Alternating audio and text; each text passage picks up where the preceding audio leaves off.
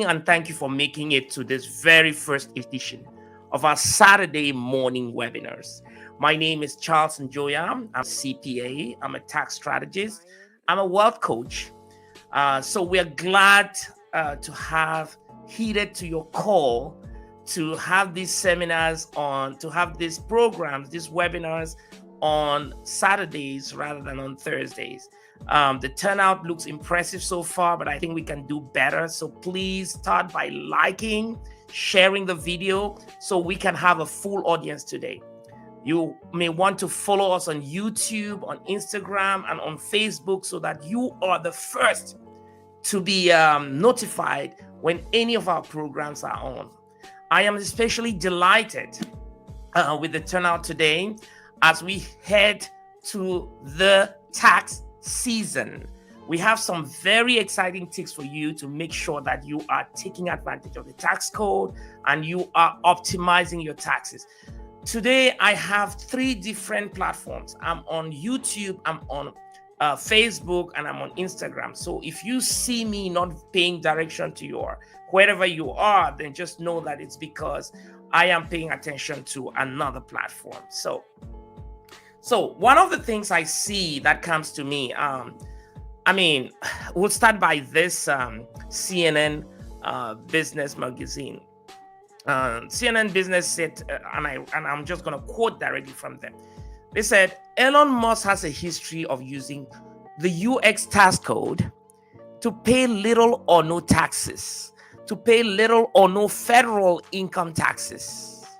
A report from ProPublica shows that for 2018, Musk and many other Americans near the top of the world's richest people paid 0 in taxes.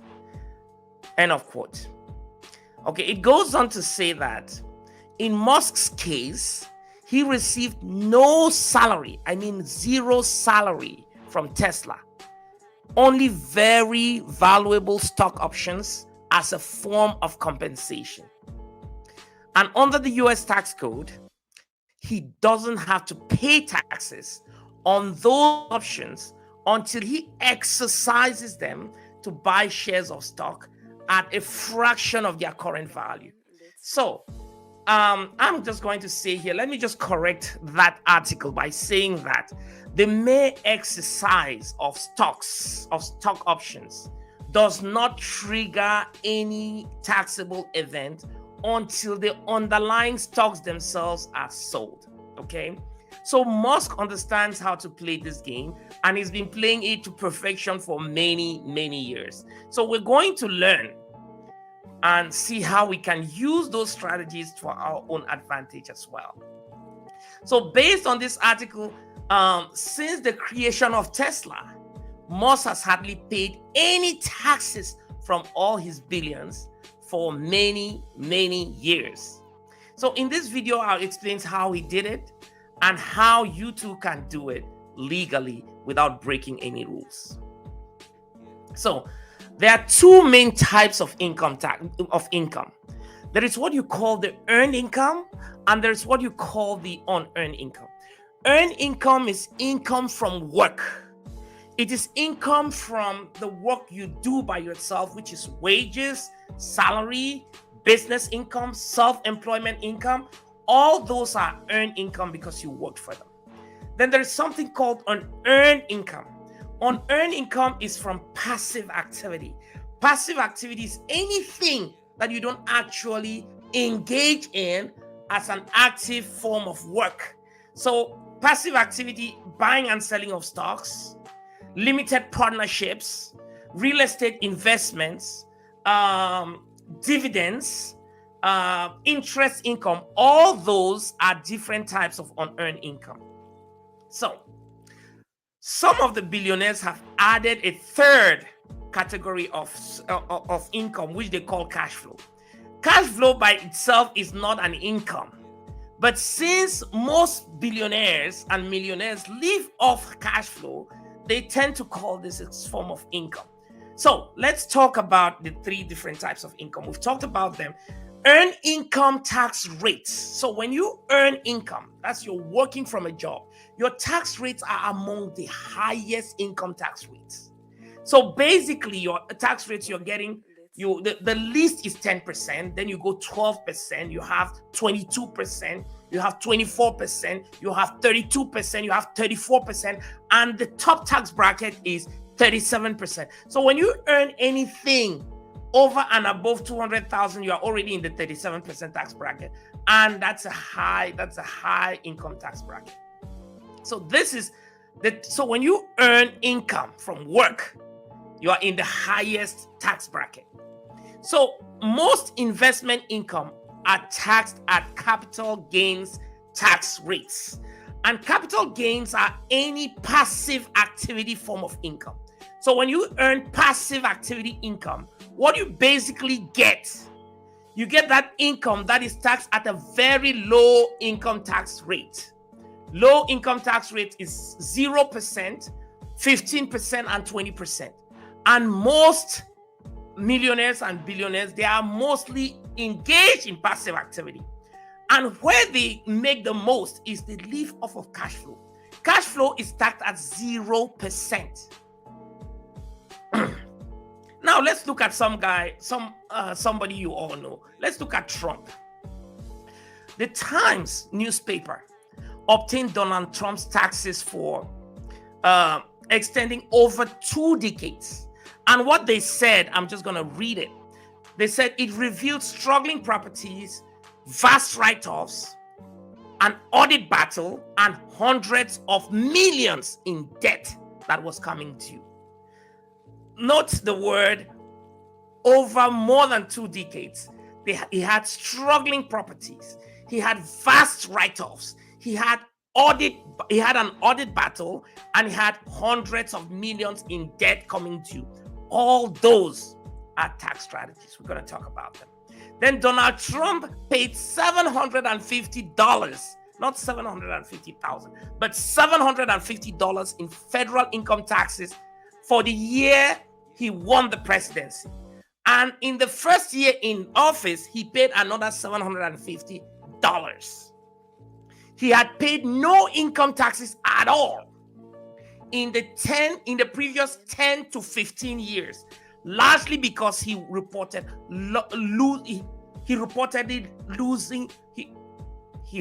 losses for more than half a decade. For more than that decade, he reported large losses. So this is directly read from the New York Times. So when Trump was asked about this, he was asked about this on Video Mundo during the debate. He said that was because he's smart. And most people laughed about it. Most people were angry about it. But I agreed with him 100%. And the reason I did so, we're going to explain in further detail.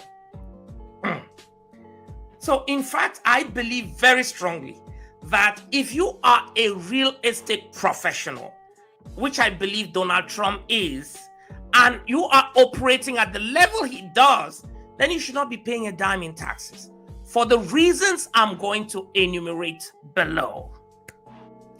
Another billionaire, which you all know, let me take Warren Buffett. He's been quoted so many times as saying that his secretary pays far more in taxes than he does. So Forbes magazine, on Forbes website for 2021, I went there just to see some of the things that were written there.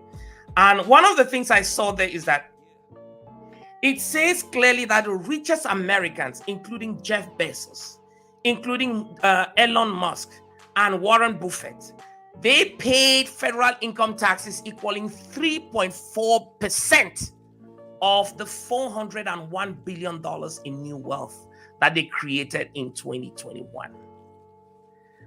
3.4%. This is, and I know that this amount was mostly made up of what came from an outlier, which is what Elon Musk paid in 2021. So Elon Musk paid $11 billion in taxes in 2021. And that was after many, many years of paying zero. And he actually touted all of us and said, okay, maybe I should pay some taxes. And that is when he decided personally that he was going to pay some taxes, and he paid 11 billion.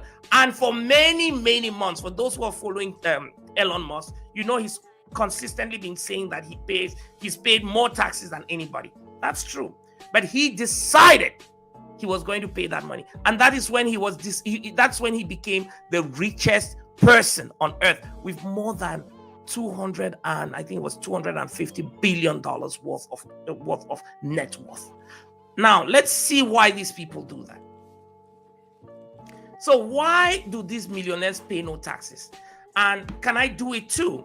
The answer is absolutely yes, you can do it as well. The first thing that these people do that allows them to be able to avoid these taxes is they leverage debt. Debt is one of the things that most billionaires and millionaires and any person who is savvy in taxes plays on with. So you do not pay taxes on debt. Rich people focus on growing assets. They grow assets.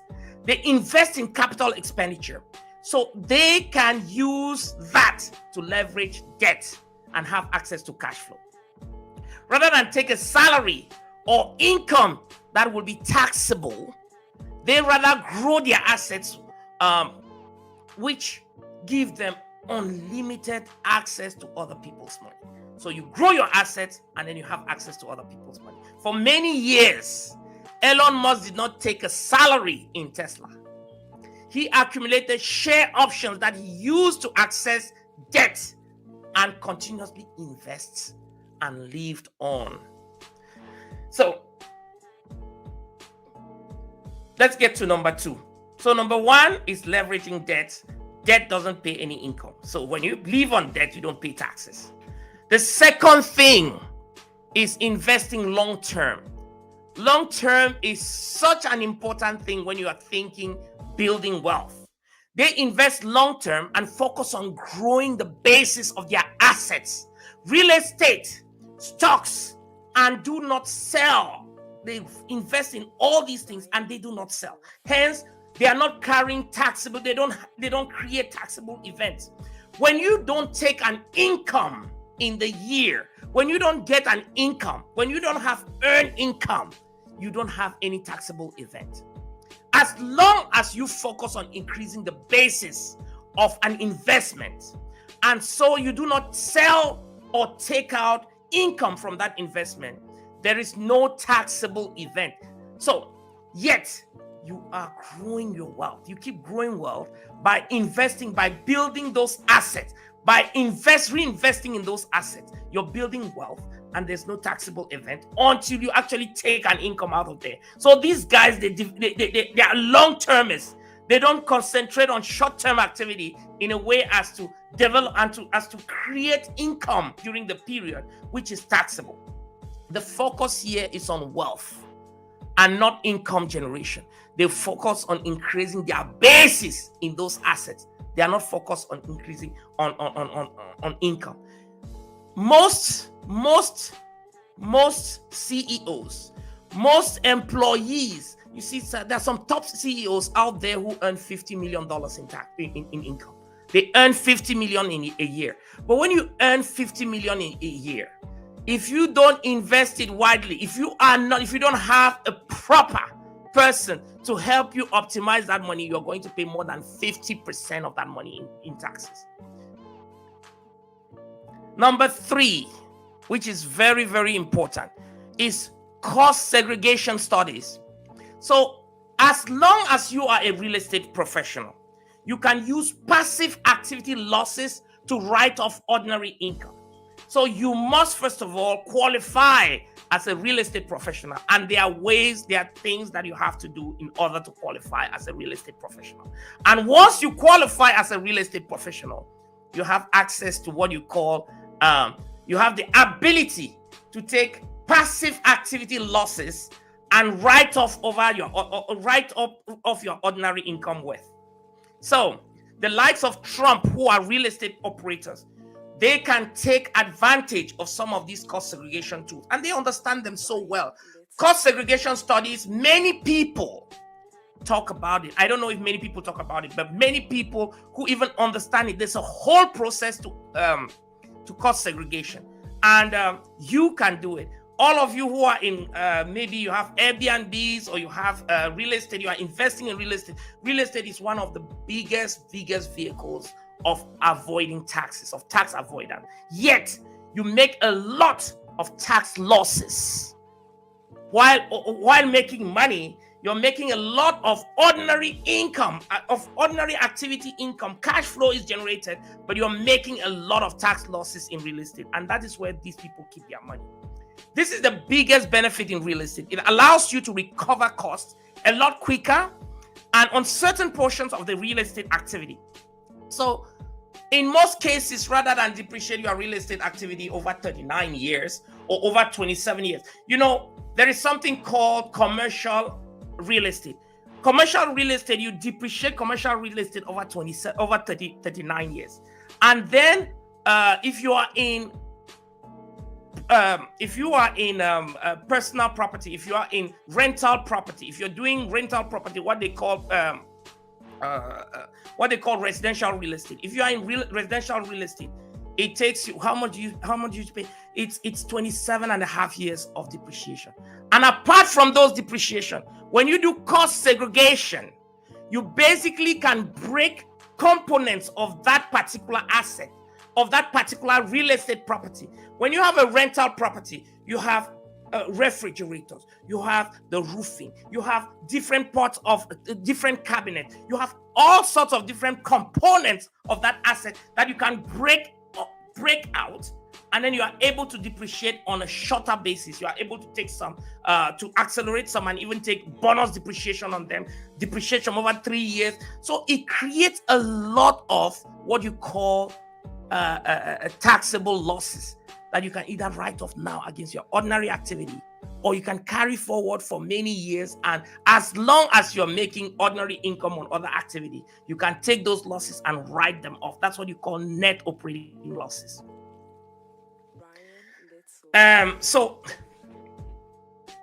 let's look at another one. Number 4 is bonus depreciation.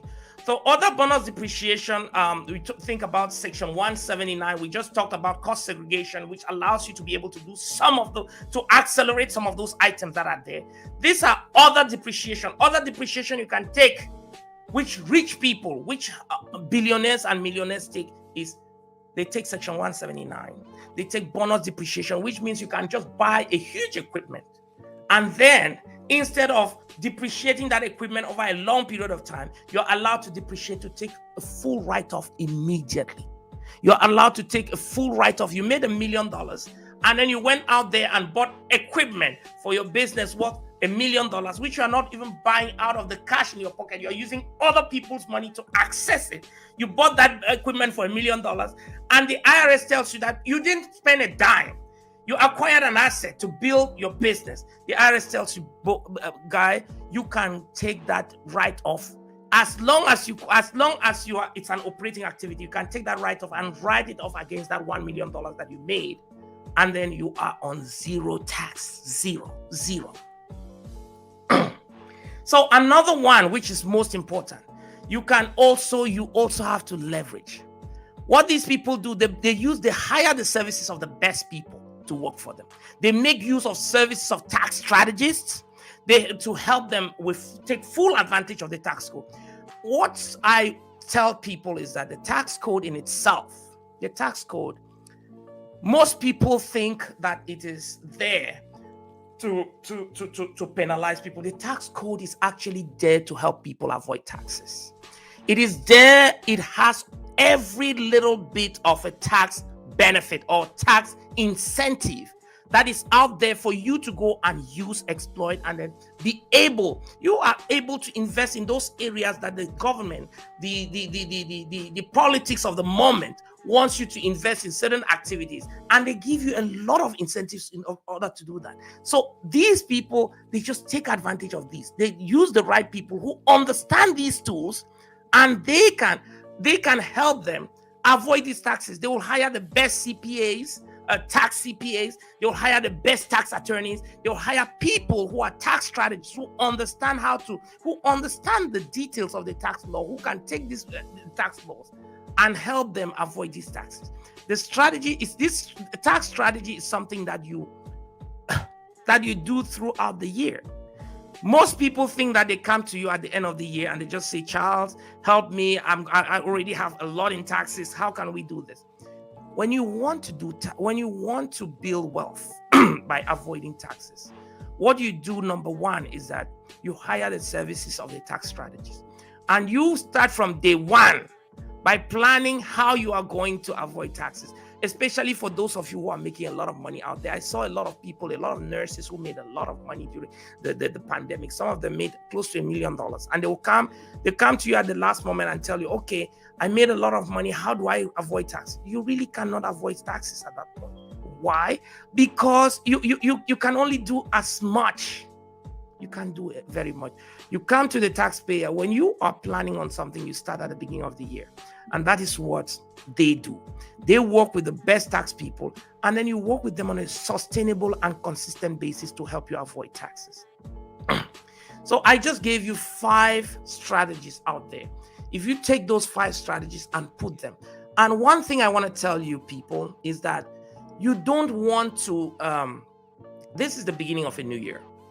At the beginning of a new year, what you want to do is to connect with the best people, start planning your strategy. And strategies to build wealth doesn't start by just coming at the last day. You start by discussing these things. They will tell you where you can invest to avoid taxes. They will tell you where you can put your money in order to optimize your taxes. They will tell you where you can defer some of your taxes. I mean, I have a paper that I wrote that is online. It's available. I gave more than 20 different tax strategies that individuals can use at any point in time. So we have all these strategies. You just need to be able to start planning against them, making them happen for you. I can give you more than 50 strategies that you can use, but they all depend on each individual situation. I salute you, Amy. I salute you, Ben. I salute Aurelie, who is online. I salute all of you who are online.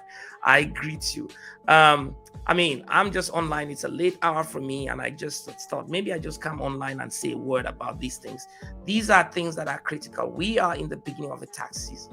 And when the tax season comes, it's more about just implementing what you have already planned. If you didn't plan well, you can already look at what you've done this year and then reorganize yourself for next year. Our goal in this country is to make it happen. And for us to make it happen, we cannot come with our vessels from back home, from wherever we are coming from, and then we don't really try to understand how this system works. This system, there is so much you can do. I just gave you the first tax strategy I talked about that was using other people's money. It is incredible. The access to wealth can only go by building a capital base. It only goes by building your basis. You build basis and then you avoid taking income. You build basis with other people's money. There are 2 types of incomes. There are 2 types of debt. There is something that you call consumption debt. You take it, you buy a car. You take it, you buy your clothes, you buy your perfume, you buy this, you buy that. And then that is called consumption. It is all gone. It is an expenditure. But there's also something you call capital expenditure. So you take a debt and then you invest in something. That something is going to build cash flow. And that same cash flow that you build from that thing, what is it going to do? That is, you live off of that cash flow. You live off of cash flow which is coming from a third party because you have a strong asset base that you can leverage to access other people's money. I keep telling people all the time that there are 2 things that will give you access to wealth in this country. They will give you access to other people's money. Number 1 is your tax return. Your tax return is the most strategic tool that you have. And if you prepare your tax return on the basis of, okay, I just want to prepare this tax return for compliance purposes, you are going to completely miss out on the game. The game is your tax return is a strategic tool. The worst thing you want to do on your tax return is to not report your income.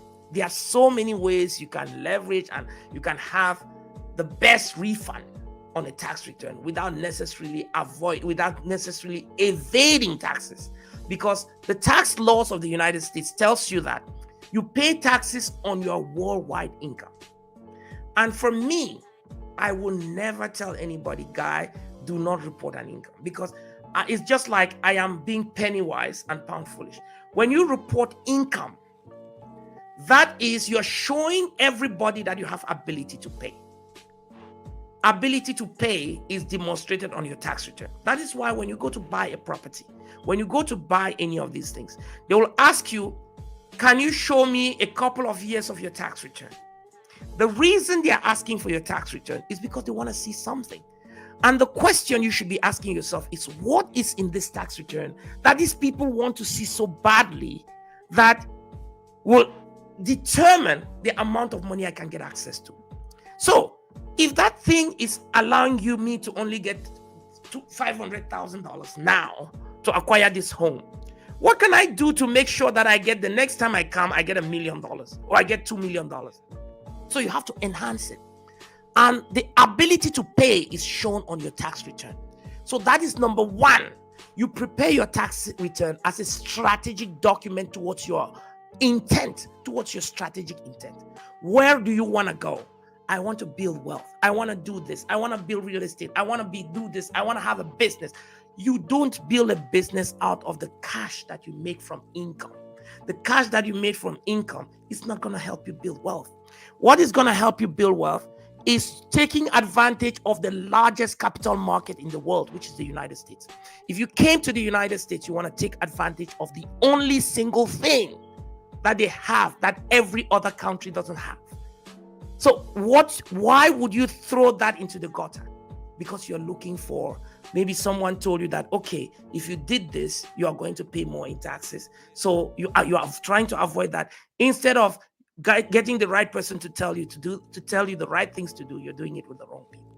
So basically what I'm telling you is that, number one, your tax return is the most important thing that gives you access to capital. So your ability to pay is demonstrated in your tax return. Number two, when you have the ability to pay, the banker, the financial, the institution, the capital market, what they are looking for, the second thing that they are looking for is your willingness to pay.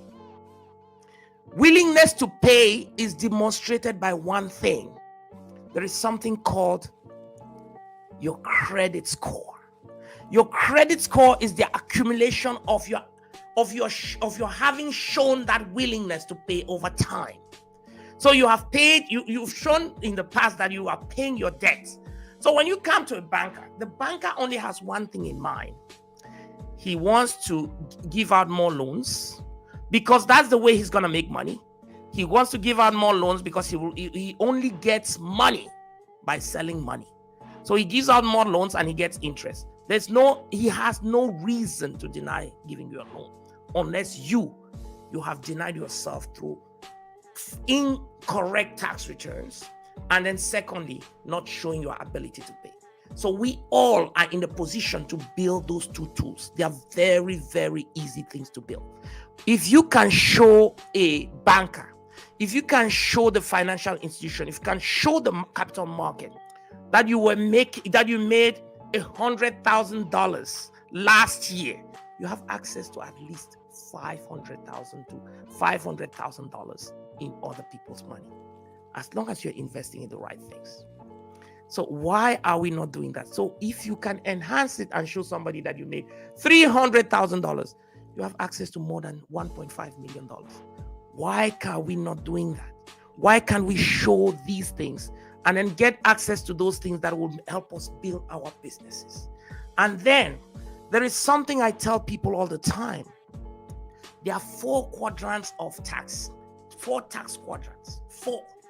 4 main tax quadrants. The number 1 tax quadrant is the employee. So the employee in the United States, when you are an employee in the United States, you pay taxes and especially when you're a high earning employee, because if you look at taxes, most of the people who pay the taxes are the employees. When you are an employee, Your tax bracket, if you're a high income earner, you're paying up to 37% of that money in taxes. And then, in addition to that, if you're in a state where they pay state taxes, you're going to pay an additional maybe 10-15% for the state taxes.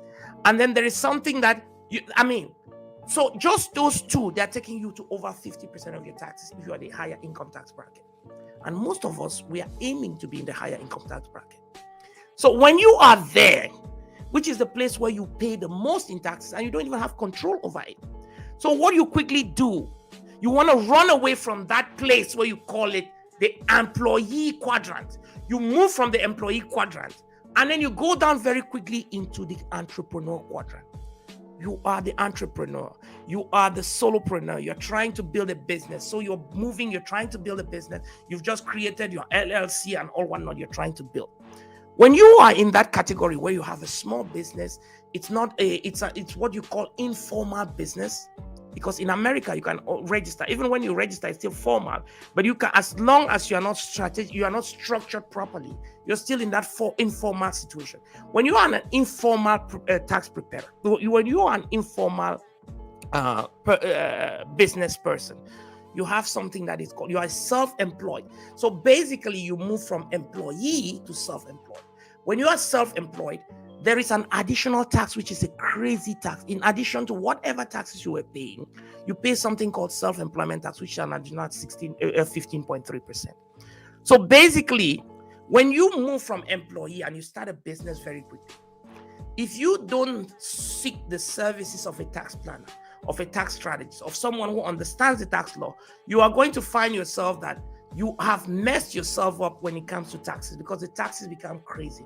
And that's why in my tax resolution business, most of the people that we see that are having problems with, the IRS, they are owing $500,000, $700,000, $1 million from IRS, are people who started doing a business. They were never structured. And then they had all these crazy, they're filing a Schedule C for a business that's making $7, $8, and $10 million.